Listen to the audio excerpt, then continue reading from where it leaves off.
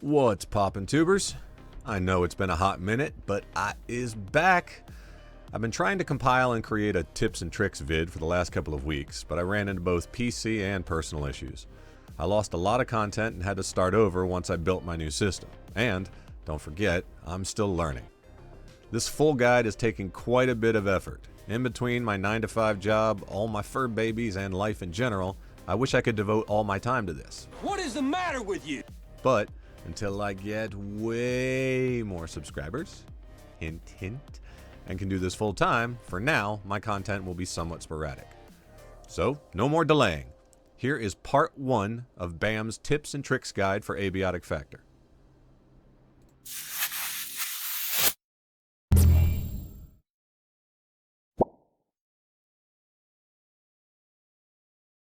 Kicking things off, we're going to start right at the beginning with a few tips about skill points and customizing your build to suit your specific playstyle. If you're fairly new to Abiotic Factor, or new to survival games in general, you may not even know what playstyle you're going to settle on eventually. Luckily for you, that's okay. Except for a couple of the really heinous negative traits, Abiotic Factor is pretty forgiving, and you'll eventually level up every skill as you play through, regardless of your initial build. So, I'll just give you some subjective advice on which traits I find to be the best and, on the flip side, the worst. After my first couple of playthroughs, I found that starting off with a blank slate, aka the intern job role, is the best bet to really fine-tune your exact playstyle from the get-go. All of the other job roles simply give a few points for traits that you'll eventually level up anyway. They can be a nice boost at the beginning, but eventually lose their beneficiality not long after. The only real boon from them is the amount of XP you'll gain in one particular skill throughout the game, like getting more XP for crafting. Unless you know that one skill is what you want to hyper-focus on, there really isn't enough benefit for the loss of starting skill points, in my opinion. I wholeheartedly recommend snagging the intern, whether this is your first time playing or your 10th. Yeah, boy. With the intern, you have 12 starting points to use for prime perks you'll have your entire playthrough. Even 1 or 2 points can ultimately decide your final build. It all depends on which positive and negative effects you want to deal with. A surprisingly robust system, some positive perks will make a negative perk unselectable, and vice versa, so choose carefully. Selecting negative traits for additional points to spend can be very useful. There are some negative traits that, in my opinion, aren't all that big of a deal. But there are some really good positive traits that can save you time, effort, and your sanity while you explore the facility. I won't go over every selection, as each one has its pros and cons for each player, but I'll highlight the ones I recommend. First and foremost, I can't imagine anyone not wanting the Wrinkly Brain Meat perk. A constant 20% XP boost will help you level every single skill faster, regardless of your job selection. This one, at least for me, is the only absolute must-have trait. For the low cost of only 4 points, I can't see why this shouldn't be at the top of every single player's list. Another important one for me is the self-defense trait. 3 additional damage may not seem like much, but, unlike your skills that level up throughout the game, this is a flat bonus on top of that. Now that's a lot of damage! And extremely helpful all the way up until endgame. Taking out foes slightly faster with that damage buff can mean the difference between winning or losing a fight.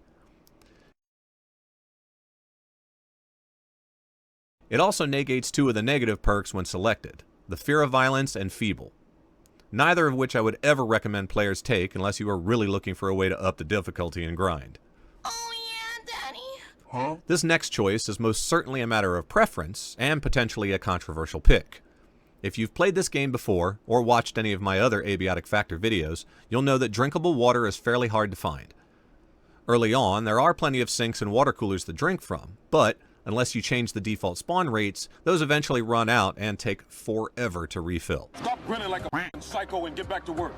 The constant grind to gather up tainted water and boil it before you can drink it can get rather annoying while you're focusing on other priorities. This is why I really like the Lead Belly perk. I think the devs made it a tad expensive at 8 skill points, but nonetheless, it's one I try to add, if only for the sake of my sanity. Drinking water right from a tainted source might gross out your friends, but they'll be jealous as hell when they run out of fresh water and you're still chugging right along.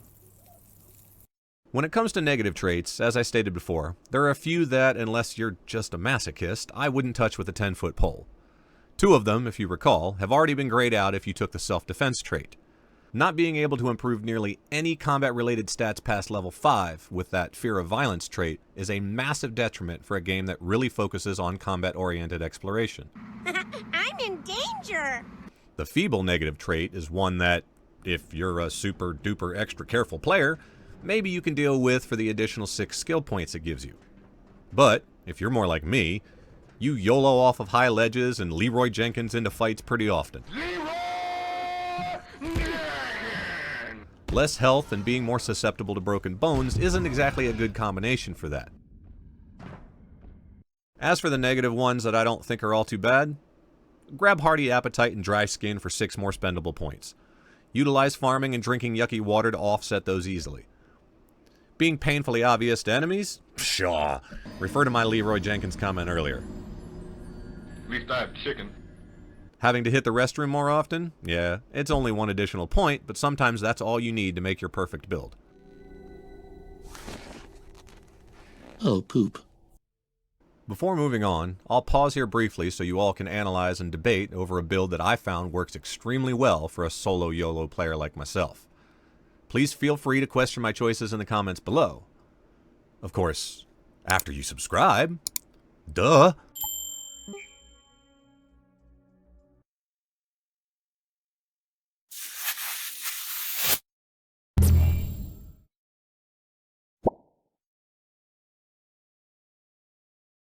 Aren't those survival exploration games where you see a handy-dandy little icon for your exact location on the map just wonderful? Yeah, about that. Abiotic Factor doesn't handhold like that.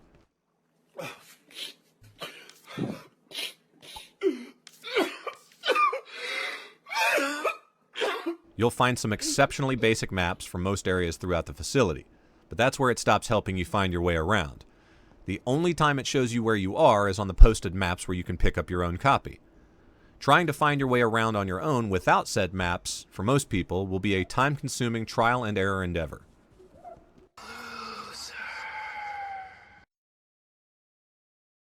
Bruh. Learning to read the map and apply it to your surroundings is vital if you want to save time and frustration finding your way around. Especially if you're playing through the main storyline. You'll get directions and tips from NPCs and emails on where certain things are located.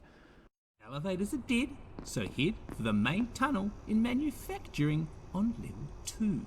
There's maps over there. If you find the path isn't as obvious as you'd like, whip out your handy-dandy map and chart your way there. Sadly, even with a map of the area, very few details or reference points are given. But, once you find your bearings, navigating with your trusty map will become second nature, and a real boost to getting to and from your bases to important areas.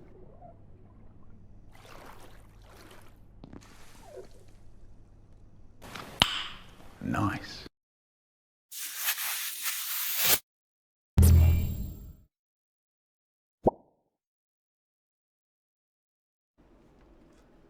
Okay, for those tubers out there that have watched either of my other Abiotic Factor videos, I won't go into too much detail here. For anybody new, if you're wanting a more in-depth explanation on the infinite water sources throughout the entire facility, I'll link that guide down below in the description. Check that out if you're wanting some good advice on permanent base locations with easy access to that precious H2O. With less than a dozen sustainable water sources in all of Abiotic Factor, building your home bases near these can really boost your production and time management. Cooking, farming, washing yourself, and, as mentioned earlier, boiling and then drinking water is a common task that you'll be doing regularly. Believe me when I tell you, carrying a dozen cooking pots back and forth to and from a faraway water source can utterly drain your sanity. You're a crazy person. Especially as a solo, shortening the grind on that particular task will improve your experience in several ways. Do yourself a huge favor and build your bases right next to your main water source. There are a few barrels here and there that can take the place of a plethora of cooking pots, but filled up with water, they're extremely heavy, leaving you slow and susceptible to enemy attacks. Late into the game, you'll eventually find an awesome water filtration system, but even then, you'll want easy access to gather water quickly and efficiently.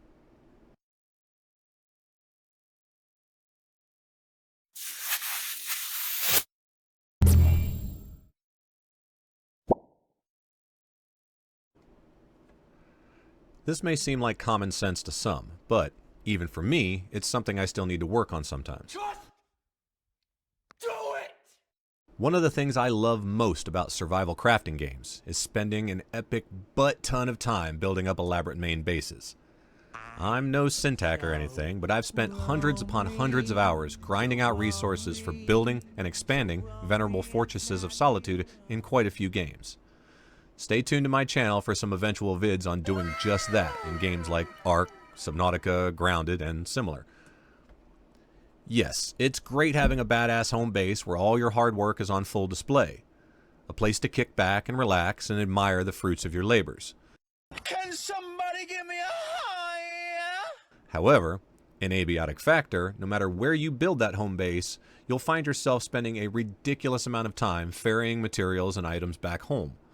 Especially as a solo, you only have so much carrying capacity, and many of the higher tier materials that you will eventually need to progress are found only at the furthest reaches of the facility. Constantly running back to a single spot to deposit all of that stuff will really start to take a toll on you.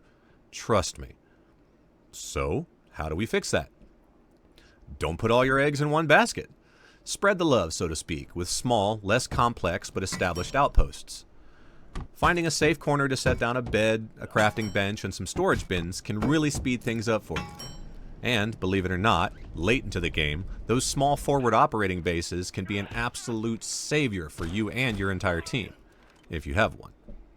Not only can they be much closer spawn point in the event you meet an untimely demise, but spreading your loot out can save you a ton of time and effort later as you figure out what gear works for what areas. And, spoiler alert, with several small bases and eventually being able to craft a teleporter, your time management skills will improve by leaps and bounds. You can have multiple teleporters for multiple bases. Just don't get them mixed up, and always remember to charge them after each use. Alrighty, that'll do for part 1 of my Abiotic Factor tips and tricks guide. Thanks, as always, for hanging out, and if you enjoyed the content, please donate a like. If you're interested in part 2 of this guide, or any of my upcoming content in the future, click the subscribe and notify buttons to see more from me. I'm out.